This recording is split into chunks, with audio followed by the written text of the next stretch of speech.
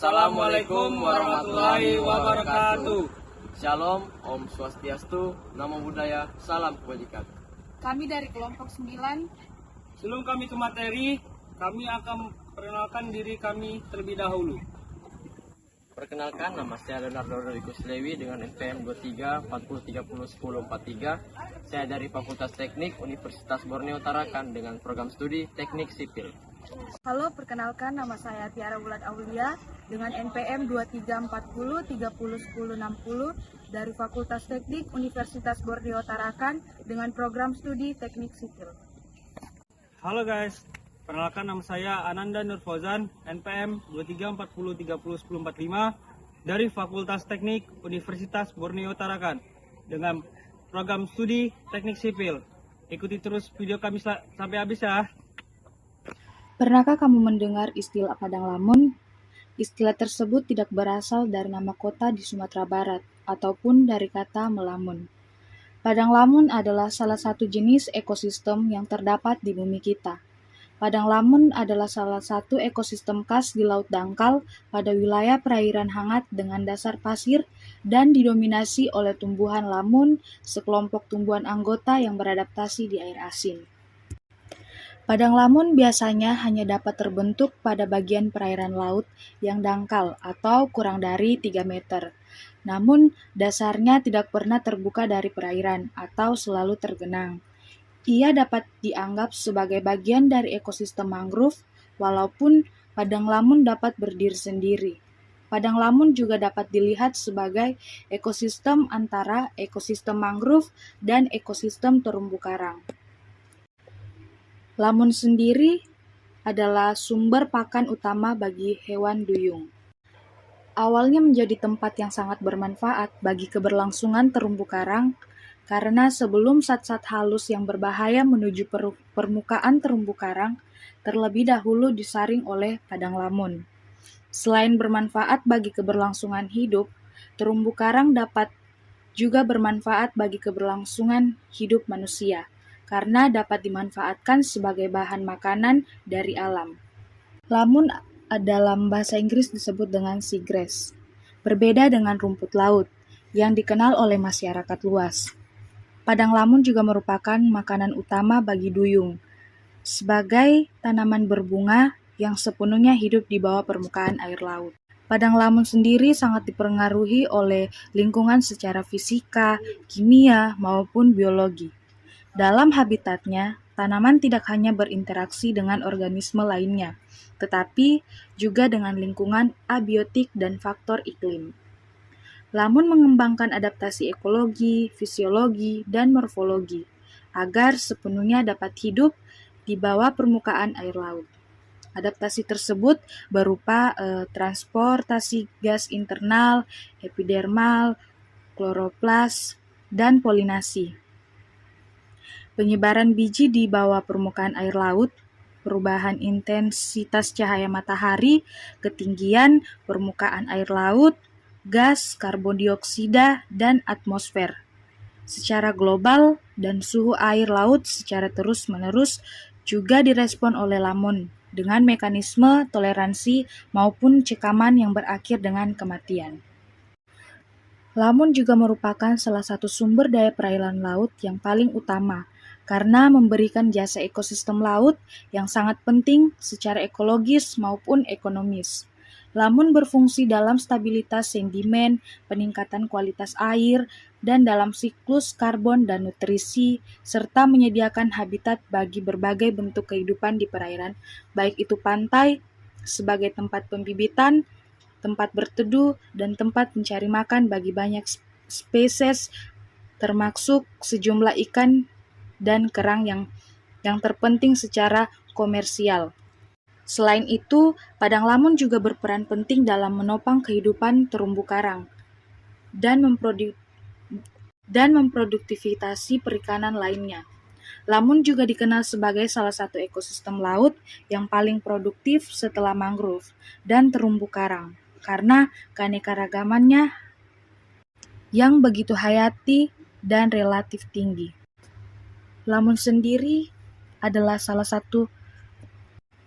Lamun juga adalah satu-satunya tumbuhan dari kelas Lilopsida atau monokotil yang sepenuhnya mampu beradaptasi di lingkungan laut, khususnya pesisir. Lamun juga merupakan spesies kunci dalam ekosistem pesisir yang berperan sebagai tempat perninjahan, mencari makan, tempat asuhan, dan berlindung sebagai jenis organisme pesisir. Karakteristik padang lamun. Dasar laut dangkal banyak ditutupi oleh tumbuhan akuatik yang sering disebut seagrasses atau lamun. Lamun merupakan satu-satunya tumbuhan berbunga atau Angiospermae yang dapat hidup di laut. Padang lamun ini membentuk karpet yang tebal sehingga mencapai 4.000 helai daun per meter persegi yang menutupi dasar laut dan membentuk komunitas yang sangat mencolok di laut dangkal, baik di tropika maupun temperate. Ekosistem padang lamun memiliki peran yang sangat penting, baik secara ekologi maupun biologi di kawasan pesisir dan estuaria. Tumbuhan ini berperan sebagai produsen dan menyediakan makanan bagi penyu, dugong, invertebrata herbivora, dan ikan herbivora. Daun-daun lamun yang mati akan terendapkan di dasar laut dan didekomposisi oleh detritivore. Jenis-jenis padang lamun. Ada sekitar 50 jenis padang lamun yang ditemukan di dunia yang tumbuh pada perairan laut dangkal yang berdasarkan lumpur ataupun pasir. Nah, di sini kami akan menyebutkan 3 jenis beserta ciri-cirinya. Yang pertama yaitu Zostera marina. Zostera marina adalah spesies tanaman vaskular berbunga sebagai salah satu dari banyaknya jenis lamun. Dengan spesies ini dikenal terutama dengan nama Inggris Eelgrass dengan Seawrack, lebih jarang digunakan, dan mengacu pada tanaman setelah lepas dari tanah lahan yang basah dan melayang bebas dengan arus laut dan gelombang menuju pantai-pantai. Ini adalah tanaman terendam sedimen lunak garam yang berasal dari lingkungan laut di garis pantai, garis lintang utara dari daerah subtropis hingga subkutub di Amerika Utara dan Eurasia. Ciri-ciri khususnya yang pertama yaitu batang panjang dengan daun hijau seperti rambut yang lebarnya mencapai 1,2 cm atau 0,47 inci dan panjangnya bisa mencapai lebih dari 1,0 meter atau 3 kaki 3 inci. Yang kedua, rimpang tumbuh secara horizontal melalui substrat berlabuh melalui kelompok akar di buku. Yang ketiga, tumbuhan ini berumah satu dengan individu yang mempunyai bunga jantan dan betina dalam kelompok bergantian yang terpisah. Yang keempat, berbunganya panjangnya sekitar 10 cm. Yang kedua adalah Posidonia oceanica. Nah, Posidonia oceanica ini adalah spesies lamun yang hidup di perairan Laut Tengah. Bagian tubuh Posidonia oceanica mengandung racun dan antioksidan. Pertumbuhannya dipengaruhi oleh intensitas cahaya. Posidonia oceanica berperan dalam mencegah erosi di pantai, penguburan karbon, dan produksi oksigen di lautan. Spesies tumbuhan yang dapat mengancam keberlangsungan hidupnya adalah Caulerpa taxifolia. Nah, ciri-ciri khususnya adalah sebagai berikut. Yang pertama yaitu racun di dalam Posidonia oceanica terdapat racun khususnya pada alga Evitif dan Dinoflagellata. Nah, racun ini akan masuk ke tubuh ikan herbivora ketika ikan memakan daunnya. Yang kedua yaitu Posidonia oceanica menghasilkan senyawa antioksidan untuk keperluan pertahanan diri. Pertahanan ini untuk menghindari stres yang disebabkan oleh biota evitif bernama Lophocladia lalemadi. Yang ketiga yaitu Posidonia oceanica diketahui berperan dalam fotosintesis. Kemampuan penyerapan karbon dioksida oleh Posidonia oceanica lebih banyak dibandingkan oleh plankton.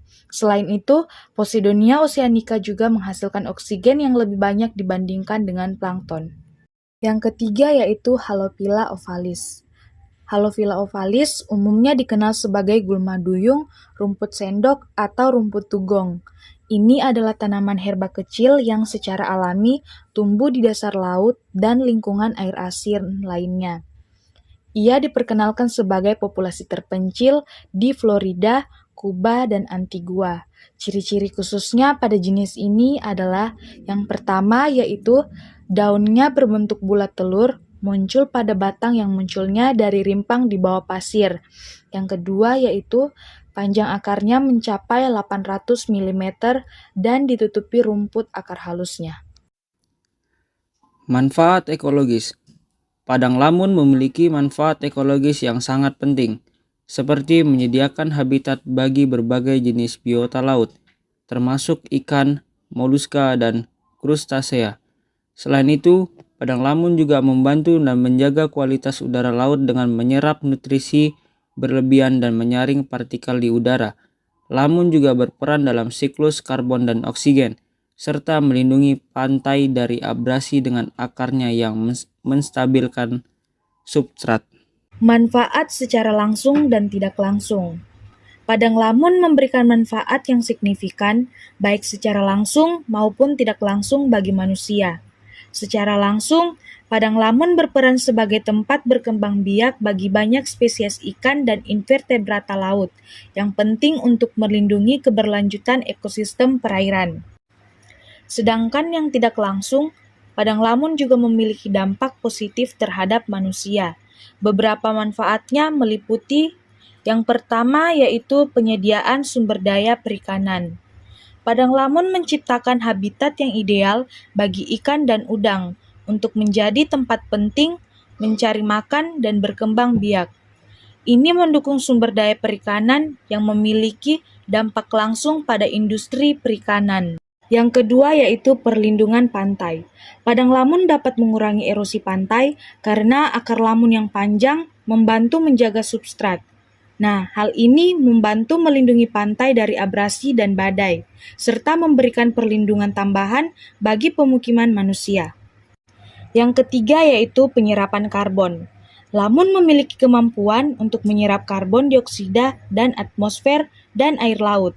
Proses inilah yang membantu mengurangi dampak gas rumah kaca dan membantu menjaga keseimbangan ekosistem. Yang keempat yaitu peningkatan kualitas air.